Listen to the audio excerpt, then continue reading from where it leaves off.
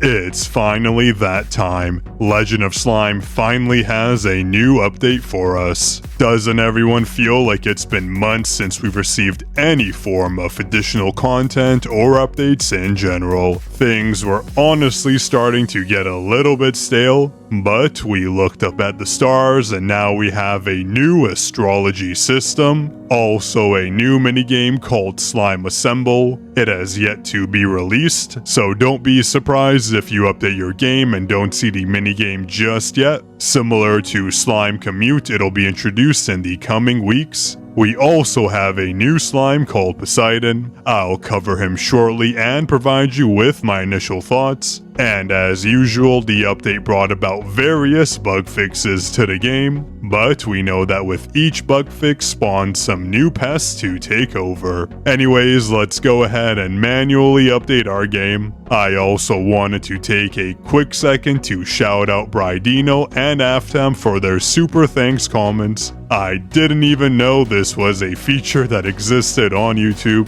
I'm definitely not worthy of them, so this is the only way I could think to provide my thanks, by shouting out these two awesome subscribers.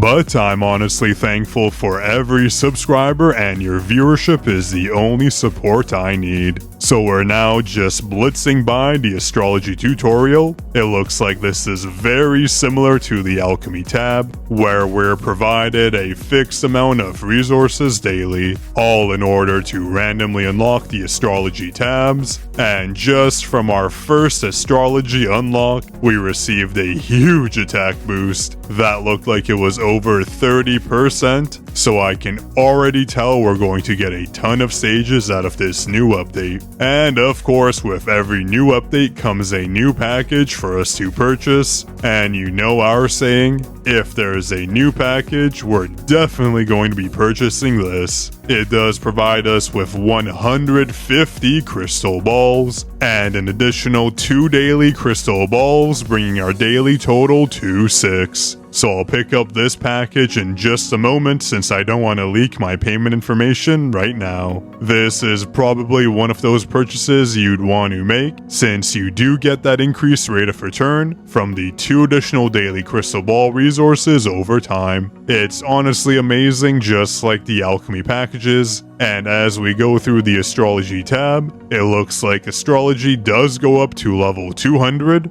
so this new update will definitely be a slow grind for us to get to max level. Honestly, it is something a lot of the player base was looking for, especially since the past content updates, such as the secret undead room dungeon, were fully unlocked in a matter of weeks. And I know us idle game players like that slow grind, so this feature gets a pass from me thus far. And based on the reward structure, it looks like when you do the observations, you're not guaranteed these new astrology nodes and experience. You can get the other resources, which all look like junk to me. I honestly think the developers are trolling us with these 5 gem rewards and 10 daily shop parts. Anyways, let's go ahead and buy the astrology bundle. We get 150 orbs, so let's rush to use them and see what we unlock. Thankfully, we're able to use 20 at a time. Good thinking from the devs. Our first 20 observations more than doubled our damage. You can see we also received a bunch of junk, but we do get that astrology experience and nodes. We're just getting extremely high damage multipliers right now, as we just got another large boost in damage. But it's a shame that some of these rolls are useless. This will put free-to-play players at the mercy of RNG, especially since some of the observation chances for mythics and exotics are 0.21 and 0.04% respectively. Even I'm feeling the pressure to eventually unlock all these nodes. And I'm really curious how our current builds will change, especially when we consider the astounding bonuses we get from unlocking a full node. But also be sure to let me know in the comments what you think of the update so far. Just take a look at this S node, 5000% in slime exclusive skill damage. These bonuses are honestly crazy, and when it comes to astrology, there are no secrets as far as I can tell. Just pick the best node upgrades as you unlock them for your given slime or skill. You're able to remove the equipped resource from the nodes, so it's a update that's very forgiving. I'm sure there will definitely be some build adjustments coming up, so do stay tuned for that. And speaking of build adjustments, we also have the new slime known as Poseidon. Honestly, he looks oddly cute. The owned effect bonuses he has are critical hit damage heavy, which is nice.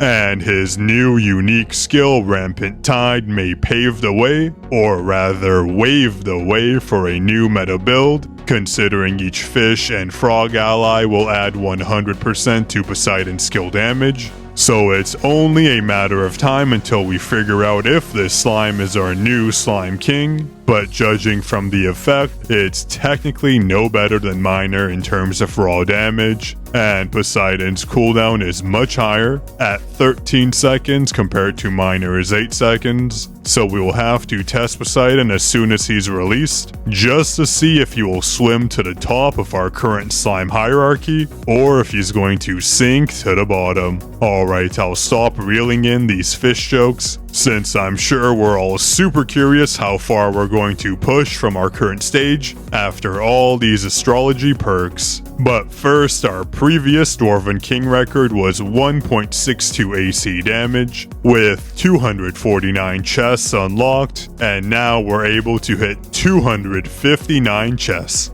And wow, we literally just jumped an entire letter to AD damage. That's exactly 1,000 times more damage just from a single update. Let's now see how far we're able to push after all these damage bonuses from Cocytus 2 Stage 9-7. It looks like we managed to easily get all the way to Cocytus 3 with ease. These bosses are still being melted down to oblivion, and I want to see in the comments if anyone can guess what stage we're going to land on. We currently have 115 AA attack, and we're still cruising by even though we've hit stage 4-1, but it looks like in the end we made it halfway into Cocytus 3, stopping at stage 5-1. But don't try to use my stages as a reference, since I do use unconventional means to progress through the game. On that note, actually let me know what your stance is about glitches in general. Should I cover each and every glitch in the game, or keep those videos in the dark and let people play legitimately?